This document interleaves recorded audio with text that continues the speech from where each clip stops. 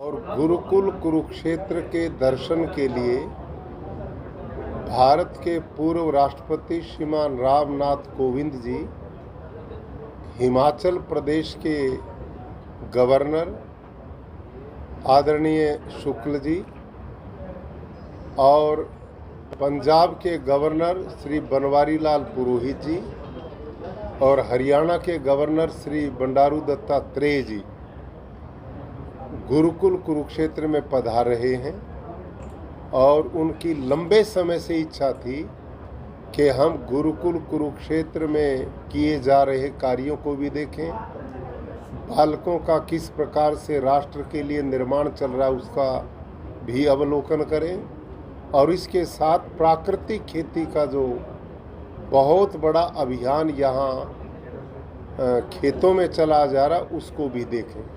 इसी निमित्त कल वो हमारे बीच में पधारेंगे।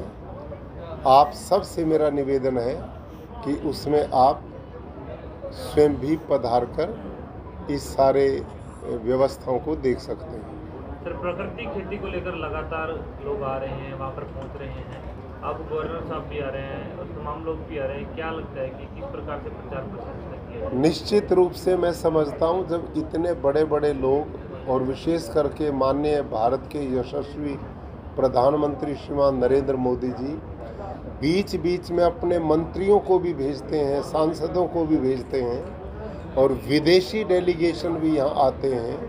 पिछले दिनों लंका से भी लोग आए, श्रीलंका से, नेपाल से आ रहे हैं और जापान और थाईलैंड के भी लोग यहाँ पर आए हैं। तो देश के कोने कोने से भी लोग आ रहे हैं। तो यहाँ से बहुत बड़ी प्रेरणा जा रही है और गुरुकुल कुरुक्षेत्र में एक स्थायी रूप से जो ट्रेनिंग सेंटर प्राकृतिक खेती का चल रहा है, इससे हजारों लोग ट्रेनिंग ले रहे हैं और वो ट्रेनिंग लेकर पूरे राष्ट्रव्यापी एक जन आंदोलन की ओर हम बढ़ रहे हैं। सर, आपने आंकड़े भी सामने आए हैं, आंकड़े सामने बताए हैं तो बाढ़ के समय जो आपने चीज़ें बताई उसके बारे में क्या? हाँ, निश्चित रूप से मैंने जो अभी आपको एक वीडियो भी दिखाया था, मैं 11-12 जुलाई को अपने गुरुकुल के फार्म पर गया तो इतनी बारिश थी, खेत भरे पड़े थे, लेकिन केचुआ इतना बाहर आया हुआ था कि मैं खेत में अंदर प्रवेश भी नहीं कर पाया और उन केचुओं ने धरती में इतने छिद्र बना रखे थे कि अगले दिन गया तो पूरा पानी धरती माँ के पेट में चला गया। तो ये नेचुरल वाटर हार्वेस्टिंग सिस्टम भगवान का बनाया हुआ है। इससे भूमिगत जल भी ऊपर आता है और इससे पर्यावरण की भी रक्षा होती है। प्राकृतिक खेती में उत्पादन भी कम नहीं होता। तो ये कृषि पद्धति किसानों के लिए निरापद और लोगों के लिए वरदान सिद्ध हो। जैविक खेती के बारे में आपने बताया जी, जैविक खेती और प्राकृतिक खेती में लोग फर्क नहीं कर पा रहे। अब ये विषय आप जानना चाहेंगे तो मैं बता देता हूँ। देखिए, जैविक खेती है, इसको भारत सरकार और प्रदेश सरकारें पिछले 30-40 साल से प्रमोट कर रही हैं, लेकिन उसके देश में मॉडल कहीं नहीं बन पाए। जैविक खेती में जिस केचुए का प्रयोग हो तो भारत का है ही नहीं, ना वो मिट्टी खाता, वो विदेश से आयात किया हुआ केवल गोबर लेता है और जो वो वर्मी कंपोस्ट उसको बोलते हैं, वो जो बनाता है उसको बनाने में 1.5-2 महीना लगता है और उसको उलटना पुलटना छानना पड़ता है, बहुत मेहनत लगती किसान की और वो प्रति एकड़ कम से कम 150 क्विंटल की जरूरत पड़ती है, जो बहुत कॉस्टली पड़ता है।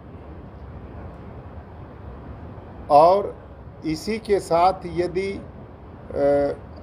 जैविक खेती गोबर से की जाए तो 1 क्विंटल गोबर की खाद में 2 किलो नाइट्रोजन, 1 टन गोबर की खाद में 1 टन गोबर की खाद में 2 किलो नाइट्रोजन होता है। और हमारी जो मुख्य फसल है भारत के खाद्यान्न भंडार को पूरा करने वाली, वो है गेहूं और चावल। 1 एकड़ में धान और गेहूं पैदा करने के लिए भरपूर फसल 60 किलो नाइट्रोजन की जरूरत पड़ती है और 1 टन गोबर की खाद में 2 किलो नाइट्रोजन है, तो इसका मतलब हमने 60 किलो चाहिए, तो 300 क्विंटल गोबर की खाद 1 एकड़ में पड़ेगी तो 60 किलो नाइट्रोजन पूरा होगा, और नहीं पड़ेगी तो नाइट्रोजन पूरा नहीं होगा, और पूरा नहीं होगा तो उत्पादन भी पूरा नहीं होगा। ये है जैविक खेती। अब आप ही इस बात का अनुमान लगाइए कि भारत का इतना बड़ा भूखंड, क्या इतना पशुधन है हमारे पास कि हम 1 एकड़ में 300 क्विंटल गोबर की खाद डाल पाए, और डाल भी दी तो इतनी गोबर की खाद एक जगह पड़ेगी तो मीथेन जैसी गैसेज कितनी पैदा होंगी, कितना बड़ा पर्यावरण को, ग्लोबल वार्मिंग को जन्म देंगी। इसलिए ये पद्धति बिल्कुल स्वीकार्य नहीं हो सकती। अगली बात, जब इतना गोबर की खाद खेत में पड़ेगी तो उसमें खरपतवार बहुत पैदा होगा, अनवांटेड ग्रास। उसको निकालने के लिए लेबर किसान की इतनी पड़ती है कि वो बेचारा लेबर में ही मर लेता है, और उत्पादन उसमें पहले 3-4 साल पूरा आता ही नहीं है। ये जैविक खेती। और प्राकृतिक खेती क्या है, ये डॉक्टर साहब ने जैसे बताया, यह सूक्ष्म जीवाणुओं की खेती, यह है अर्थवर्म केचुए की खेती। इसमें हम जीवामृत बनाते हैं, घन जीवामृत बनाते हैं। कुल 10 किलो गोबर, 10 किलो गोमूत्र 200 लीटर पानी में हम मिलाते हैं।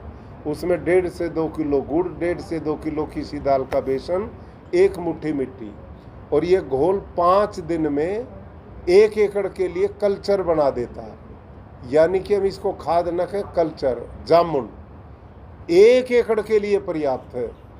हम 10 किलो गोबर में 1 एकड़ के लिए पर्याप्त कर देते हैं, और जैविक खेती में 300 क्विंटल से वो काम होता है। इतना बड़ा अंतर है जैविक खेती और प्राकृतिक खेती में।